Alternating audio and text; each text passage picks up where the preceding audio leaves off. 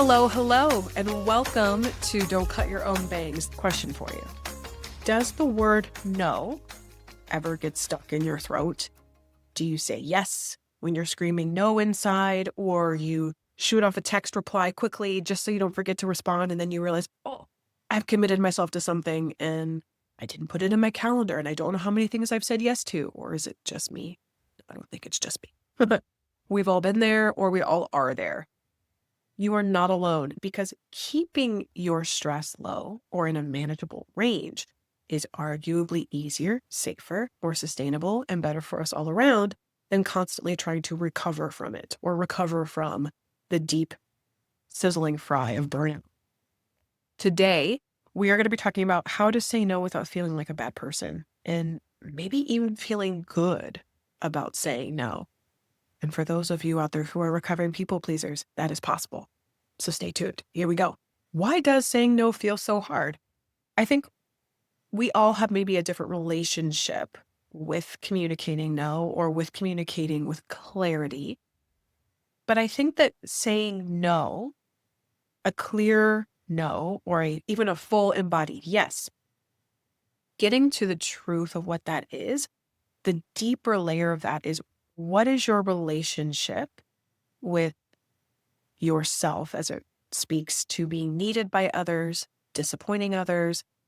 And are you a look out to see who you need to be first kind of person, or are you a look within to discern what feels right within you before speaking kind of person? And I think depending on the situation, whether it's business, personal, family, those dynamics are fluid and they can change based on the relationship, the stage of life you're in, the stressors of the world or the stressors of your life. I have gotten a lot more comfortable saying no since having kids, but that's also because there's just less of me to go around. All of these factors of life are important to take into consideration, but for the purposes of this and for you as you're listening to this episode, is to really think about, is this true for you?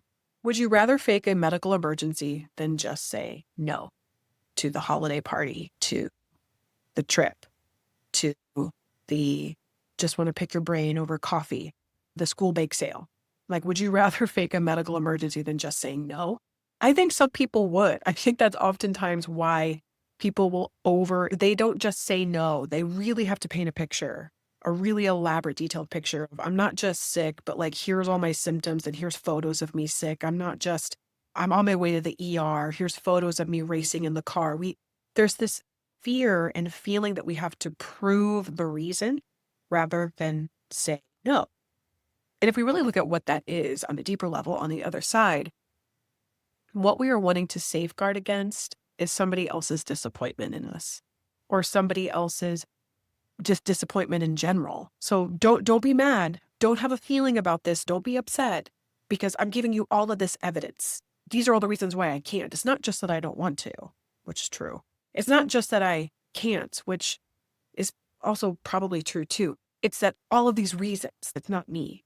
And when we do that dance, we like tap around the truth, it's uncomfortable. It's not only is it uncomfortable for the receiver because they're having to sort of like be barraged with all of these details they didn't ask for, it also is exhausting for the performer, for the person who's in the role of don't be mad, don't be mad. That takes a lot of energy. The other thing that's important to be noted in this context, that there is a cultural script, especially for women, to be pleasing and to be polite, to be pretty. There's all those annoying P words, pretty, polite, pleasing, to be a good girl. In that conditioning, whether it's expressed explicitly or it's been implicitly infused into how we move through the world, and this isn't only specific to women by any means. Trust me, I have worked with many male clients. I'm also married to a man who has his own relationship with people pleasing. But however it's informed and however it becomes adopted by us, on some level, we believe we are responsible for how other people feel about us. And to say that that's not true almost always creates a record scratch in a session with a client or even a conversation with someone. The record scratch is not because it isn't true, but that is not part of our cultural conditioning for many of us. And especially if we think about attachment style, I'm going to get put on my therapy hat for a minute. When we think about attachment styles, we'll give a little context for what that means. So essentially, from birth to 2 years old and from 2 years old to roughly 5 years old, there's different stages of development. And the attachment you have, whether it's disorganized, organized, anxious, or avoidant, or confident or secure, depends on how the primary caregiver of your life responded to you, met your needs as you were developing as a infant and a small child, about 5 years old. And so for an anxious attachment style, and there's different, I have heard many different interpretations of the same concept. So the language you may have heard before might be a little different. Just for example, I just finished listening to Elizabeth Gilbert's book, All the Way to the River. She briefly touches on attachment theory, and even the language, not the overall definition, but the labels of like anxious and avoidant. I think she called it insecure and secure. She maybe even used a different word, but the point is that there are different iterations and interpretations of this concept, but I think you'll get the point once I make it. So an anxious attachment style, they are essentially, they become more attuned to tapping into the needs, the emotional needs of the people in their environment to figure out who and how to be. So if somebody's upset, if somebody's sad, if somebody's bristly, prickly, about to pop off with their temper, I'm going to move into my world and I'm going to figure out who I need to be and how I need to be in order to navigate this world safely or to navigate this environment safely. And this is all happening at very, very young stages of development. This is like pre-verbal and in many ways pre-memory. An avoidant attachment is there was so much inconsistency in either presence or how somebody showed up. So either somebody was absent a lot, not there at all, or I couldn't trust who you were going to be when I showed up. So I tuned out. I didn't tune into the environment because I didn't feel like I could trust what was happening in my environment. So an avoidant attachment style, their instinct would be more to lean away. Anxious attachment style is more likely to lean in. What do you need from me? Who do I need to be for you? And that's a really cursory, very rudimentary explanation, but that gives you a rough idea of when you hear this. I say that more to highlight the reasons why it's hard to say no is because there are reasons. There are reasons. I think it's so easy to oversimplify or to put people into boxes and categories so quickly. And the more context you can add, the more compassion I think you have access to. My point is, if it's hard for you to say no, there's a reason. And we're going to work on it. We're going to get you there. It's okay. So if you are maybe a recovering people pleaser, maybe there's a little bit of codependency in the mix in your family of origin, maybe you have a little bit of an anxious attachment style. There's this visceral feeling that the way people feel around you as you move throughout your environments is your responsibility. You are in charge of what that means. And so then when they hand you a harmless invitation to some event on your only day off in the 2-hour window where you get any peace and quiet, and they hand you this invitation to this very high energy, high need. Oh, there's a costume. Oh, and there's a baked good you need to bring. Oh, and don't forget for the donation that we're also going to do for all of these conditions that in their world are very well intended. And you get handed this invitation and it doesn't feel like an invitation. It feels like you've been handed a fiery hot cast iron pot and you're holding it in your hands without oven mitts and you just want to throw this pot somewhere, but you don't know what to do. And you just think, yes, I can't wait. Oh no, what have I done? That is what we're talking about. And there's a lot of other expressions of this, but when it's hard to say no, there's a reason. And we're going to figure out what that is and maybe help you feel a little bit bolder, a little bit braver, and a little bit safer to say the no's you want to actually say no to and leave space for the yeses you want it to say yes to. Something to remember as we move forward in this conversation is that boundaries are not rejection, they're clarity. Boundaries are often simplified and misnamed as only being no. And what a boundary is, it's really not about what you say to the other person. What boundaries truly are, it's this like sacred contract between you and you. I play this game with myself all the time. There's a past version of me and a future version of me, and I'm in conversation with them all the time and stay with me because this actually isn't woo. It's more like emotionally grounding. So if the past version of me, let's say the Danielle from 3 days ago, knew she was going to need more space to record a podcast, edit it, produce it, market it. So she added a little bit more space for herself today in her calendar 3 days ago, knowing she was like, oh, you know what? That's probably going to feel really crunched and tight and stressful for me. So I'm going to make myself unavailable to other social engagements. I'm going to eat my lunch at home. I'm not going to go out to eat because I don't want to waste time in the car because I know that that'll make me feel tense if I get stuck in traffic. Like, I'm going to do myself the favor and block out that time. That's Danielle from 3 days ago. Danielle today, sitting in her calendar, sitting in her day, knowing she's got this buffer. She's got this playroom of like, oh, okay, I actually got through my project a little faster than I thought I would. So I've got a little bit more room to maybe add a walk-in that I wasn't sure I would have time for. What I do in those moments where I can take a deep breath because of something I did in the past that set me up for success today, I thank me from the past. Thank you, Danielle. Thank you for taking care of us. Thank you for giving me that extra time because you knew I'd probably feel stressed and you were right. So thank you for that. And I'll also talk to future self like, hey, girl, I'm setting you up so that next week when you have that thing, you know exactly what you're going to wear and you're not going to be stress sweating in your closet trying to figure it out. That in its own way, it may not sound like a boundary in the way that we think about it in relationships, but I knew my relationship with myself was that I am not going to put the pressure on me to have to fit things around this very important project. So I'm going to make this commitment to myself and make myself unavailable for this chunk of time before and this chunk of time after. A boundary is a commitment between you and you. So how that would play out within a relationship, I will not allow myself to be put in a position to feel this way. I will not put myself in a position to feel stressed, flustered, or overwhelmed because I have the capacity to change my schedule. And so I will. So it's a commitment and an honoring of the commitment between you and you. And we'll talk about other examples of how that would play out. But I like to highlight that because boundaries, not just a no or a firm like finger wag, like, I'm going to tell you what you can and cannot do to me. No. It's this is what I will and will not do for myself.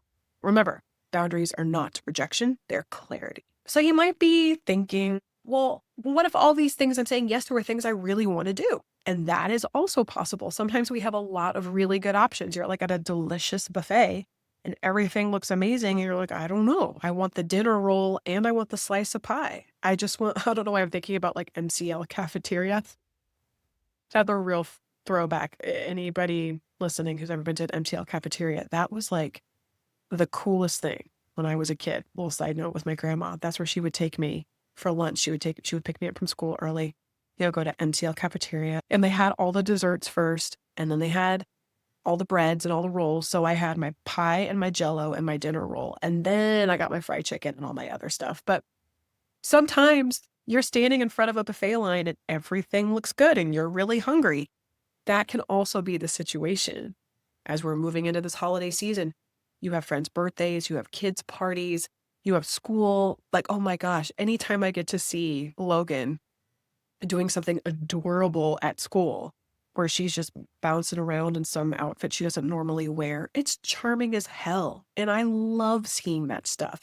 But it's also taking in the energetic toll that goes into the planning, organizing, getting there, getting back, everything else that needs to happen in my life that I'm still committed to in addition to these new holiday invitations. There's not just the buffet, it's everything, there's life happening around the buffet. So we're going to talk about the cost of saying yes too much. When we say yes to everything, what that means is if everyone gets a yes from me, there's nothing left for me. And overwhelm will creep in because if you think of your energy like a bank, I like to think of my time not just as my time, but an energetic exchange. So there's money in the ATM machine and I make deposits and then I also make withdrawals. And so every time I'm saying yes to someone, that is a withdrawal. I'm giving them the chunk of the deposit of my time. And every relationship, every commitment has a different energetic requirement. But also, some exchanges will also fill my cup too. Thinking of myself like that, this is an energetic exchange. It makes the time on the calendar not feel so much like the time on the calendar, but the time it takes me to warm up and rev up into something or recover after. I like to think of all of those things because in the times where I haven't, and I've said yes to everything because it technically, like a Tetris game, could have slipped in a 15-minute, a 30-minute, a 2-hour slot on my calendar. By the end of the day, I have no fuel left in the tank. I am completely depleted and drained. I'm running on fumes, or metaphorically, I'm broke down on the side of the road. What we're wanting to acknowledge is that sometimes you're saying no to something that you would like to say yes to. It's just a matter of, I don't have any more fuel in the tank. There's no more cash in this ATM to give. Not for lack of wanting, but truly for lack of ability or an energetic toll. Because you don't want to run yourself into the ground in order to meet everybody else's needs, because there will be a cost to you. There always is. If setting boundaries is something that you would like to practice more gently, I have created the Treasure Journal, a 7-part guided journal and meditation series designed to help you reflect, reset, and listen to yourself before burnout sets in. And if you've got kids in your life, Wrestling a Walrus for Little People with Big Feelings is a playful tool that can help them and you name and navigate your big emotions without shame.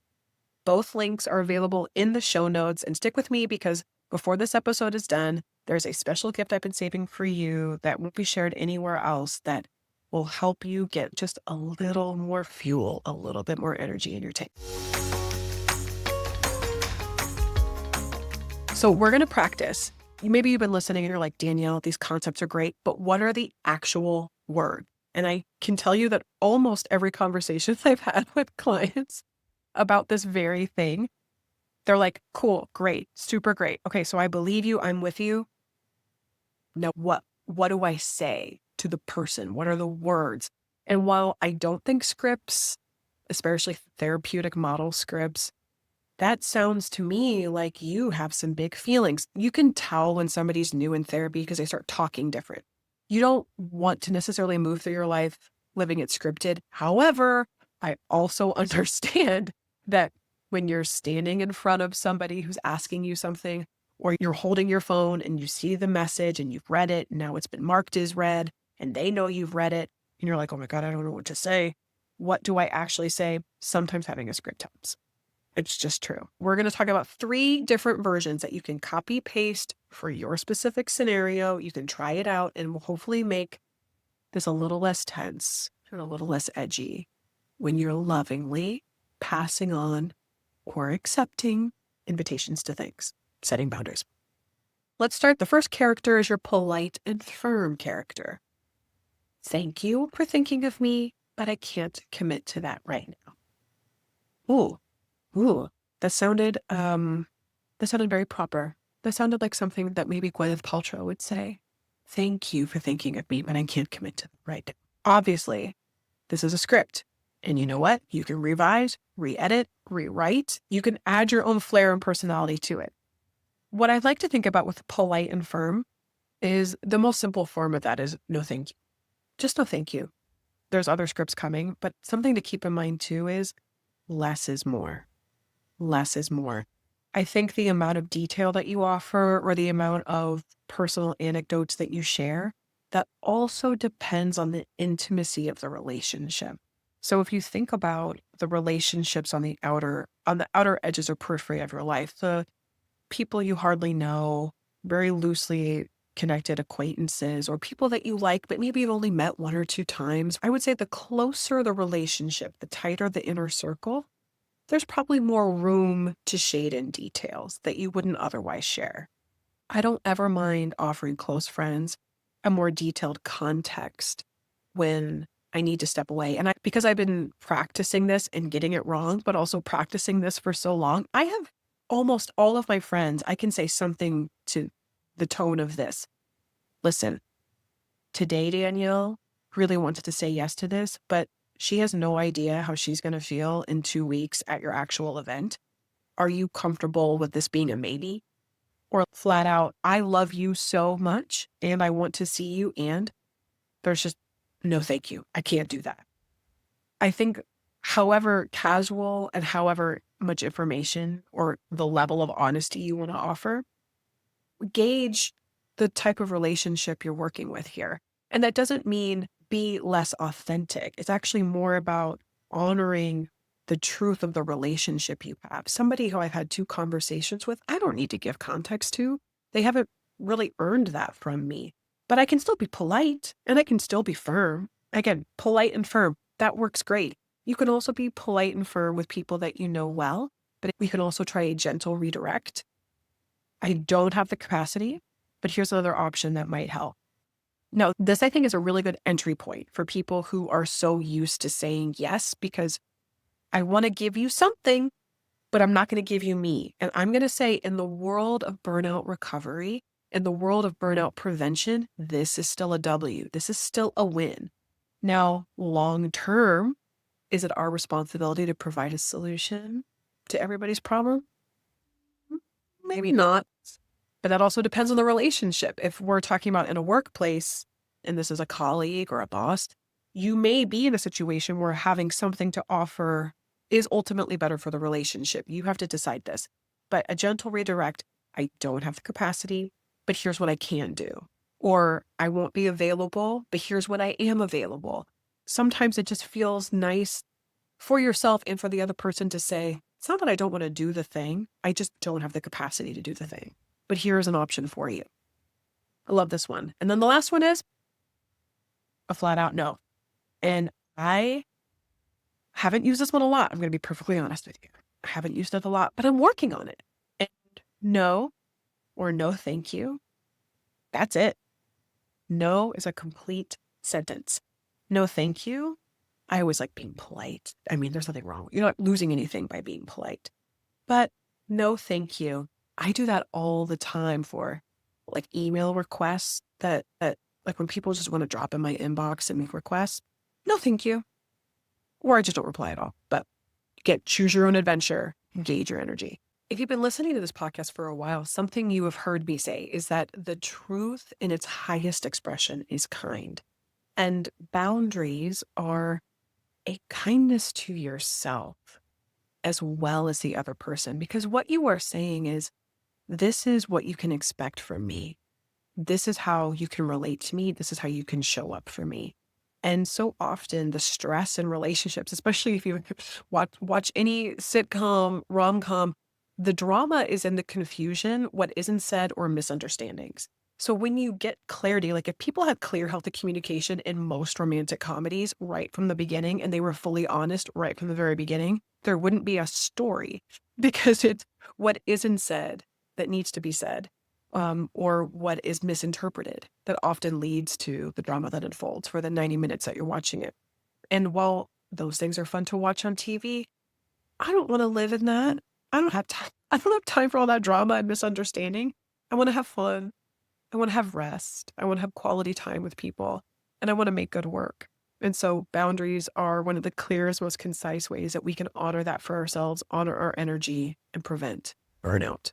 And I just want to note too, that if your expression of any of the scripts that were offered here today don't sound like Oprah's super soul voice, that is okay. It still counts. But if you do sound like Oprah, then bravo, good for you. And let's all go meet her together. Final reframe. Boundaries are not walls. They are doors with hinges that you control how to open and close. Saying no actually creates space for better yeses. More things that fill the tank, more things that provide energy, that fill that ATM. Clearer no's make for better yeses. And your peace is not up for negotiation. You deserve peace without having to earn it. You deserve calm without having to earn it. And if you find yourself negotiating too much at your own expense, I would invite you to revisit this episode or even this series and see where you can make some gentle reframes and ask yourself why. Who is it really serving? What pain am I eating at the cost and expense of somebody else maybe needing to hear no? We never know. But what I often find is that when I am relating to somebody who is so in touch with who they are, honest with themselves, and therefore by extension, honest with me, I feel so safe because I realize, oh, this is a relationship where performance is not required. I can say no and not be afraid that they're going to abandon or reject. I can say yes and know that I'm going to show up and they're going to show up for a good time, because when we say yes, we mean it. We say no, there's a reason. And that feels so clear and safe, particularly in a world that feels so unsafe and confusing many times. I'm going to look for clarity wherever I can find it. As we close out to this mini-series, what I want to say more than anything is thank you. Thank you for spending your time and your energy and your attention here with me. And as promised, I had something I wanted to share and offer you. So here it is. As my gift to you, I have actually created a bonus guided meditation that is all about grounding, resetting, and letting go of the mental load. And in short, it's a gentle way of helping you press pause whenever you need it most. Here's where you will find it. At danielleireland.com/free. danielleireland.com/free. There will be 3 meditations for you there that you can use anytime. Thank you for coming along with me for this mini-series. Remember, your boundaries protect your peace, and peace isn't something you have to earn. Share this episode or any episode in the series with a friend who might need it as a reminder. And if you have yet, subscribe to never miss an episode. This has been the last episode of Put Down the Panic, a kinder guide to stress from Don't Cut Your Own Bangs. Thank you for coming along with me. And what I may even do, actually, is encapsulate all of the content from the last 5 episodes in this mini-series in one big review episode. Because honestly, when I am trying to remember something and it's in a giant tome of a book, I don't always put notes in the margins. I don't always highlight and tab. So actually, this is what I'm in real time. This is what I'm deciding. I'm going to do a recap episode for not this week, but the following week. So in 2 weeks, there's going to be a recap episode that's going to encapsulate and surmise everything we talked about in one episode. And I'm basically going to just bullet it out, a few key takeaways, so that there's one place for you to reaccess and retain all the things we talked about for these last 5 episodes. Thank you for being here. These are such a pleasure for me to do. And if you have new topics that you want me to hit for the upcoming solo cast, because every other week is going to be a solo cast. So you tell me, is there a topic you want help on? Do you want to deep dive into something more? Or is there something I talked about on these? And you're like, girl, you went through that way, way too fast. I need much more information. I think, help, please.